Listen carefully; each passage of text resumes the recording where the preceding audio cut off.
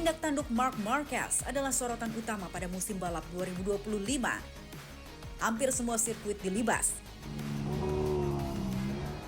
For World Championship leader Marc Marquez as he does win for a 7th successive Grand Prix. Semua orang sadar di luar kapasitasnya sebagai rider paling berpengalaman, ada andil besar the best bike on the grid saat ini, Ducati Desmosedici 2025. Naik motor terbaru buatan insinyur Borgo Panigale membuatnya percaya diri duel dengan siapapun. Sekaligus catatkan beberapa milestone baru, yakni rekor fastest lap. Ironisnya, pemandangan 180 derajat terjadi di garasi sebelahnya. Juara dunia 2022 dan 2023 Francesco Bagnaia terlihat semakin kesulitan musim ini. Dalam 4 balapan terakhir, tak sekalipun Bagnaia naik podium, meski sama-sama pakai motor terbaru GP25 seperti Marc. Lalu, apa yang sebenarnya terjadi dengan Pecco? Yuk, kita tanya pendapat si paling GP.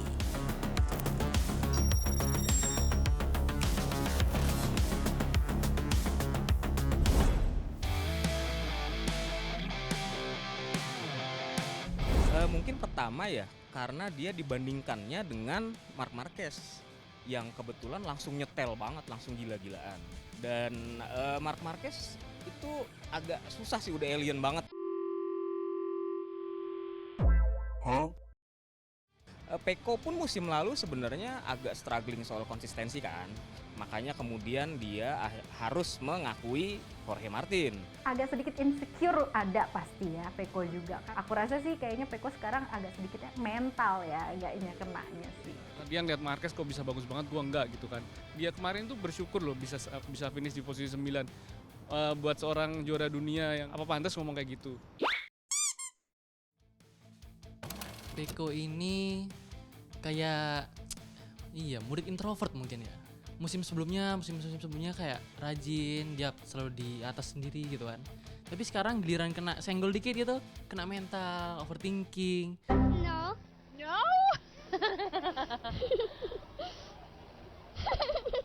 Oh, don't cry, are you? Sugesti aja kali ya mas ya. Kalau menurut saya sih dia udah kebawa. Padahal kenyataannya emang ya benar sih Marquez lebih unggul. Cuma mungkin Bagnaianya aja mager jadi nyalahin motor-motornya. Terus jawaban sotoy saya aja ya. Mungkin karena Pecco ngerasa punya saingan sendiri gitu, jadi udah kena mental duluan, jadi dia nggak bisa ngeluarin performa terbaiknya sih.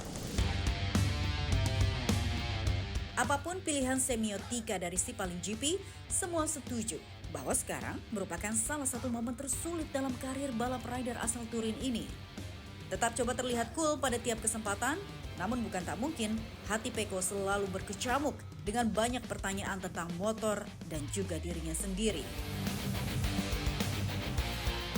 Dan pastinya Pecco ya dalam hati dia cool, orangnya cool gitu kan. Tapi panas juga lah pasti. Oh dari Itali nih, ini pabrikan Itali, ini orang datang kok langsung jago banget. Mungkin begitu ya mungkin. Ducati pasti mikir kalau Pecco ini masih penting untuk project Desmosedici gitu kan.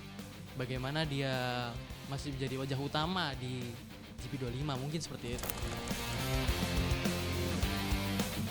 Nah, kalau begitu, apa yang harus dilakukan Ducati dan rider Italia 28 tahun ini agar mereka bisa kembali berjaya bersama?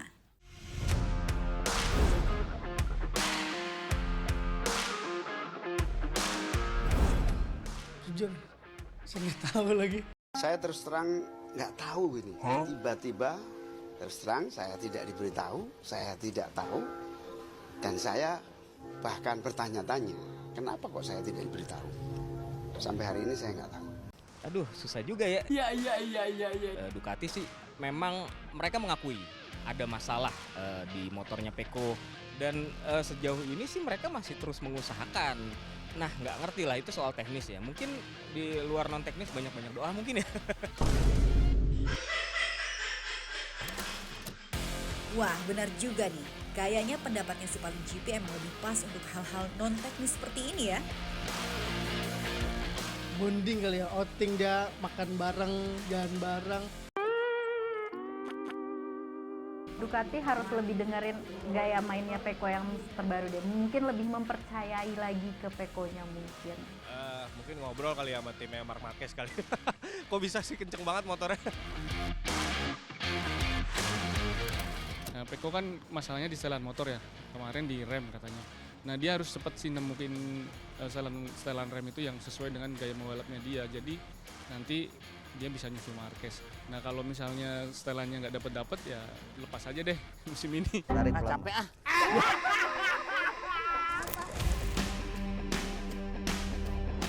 Lalu, andai situasi buruk buat Pecco berlanjut terus sampai akhir musim, kira-kira bakal ada drama pengen pindah tim kayak Jorge Martin sama Aprilia kemarin nggak ya menurut kalian?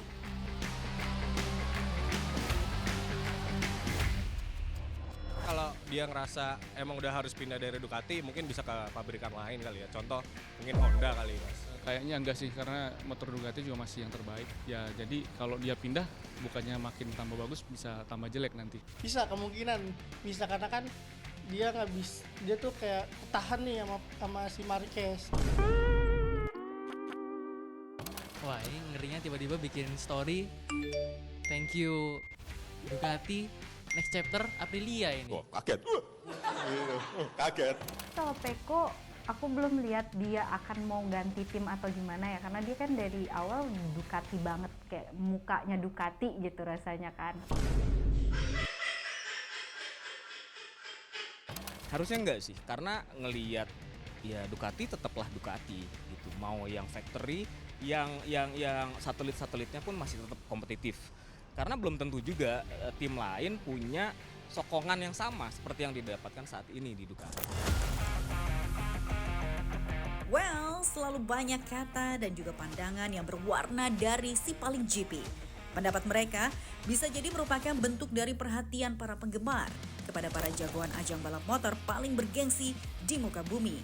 Nantikan lagi beragam opini seputar MotoGP persembahan Trans 7 Motorsport jelang balapan di Motegi 2 pekan mendatang.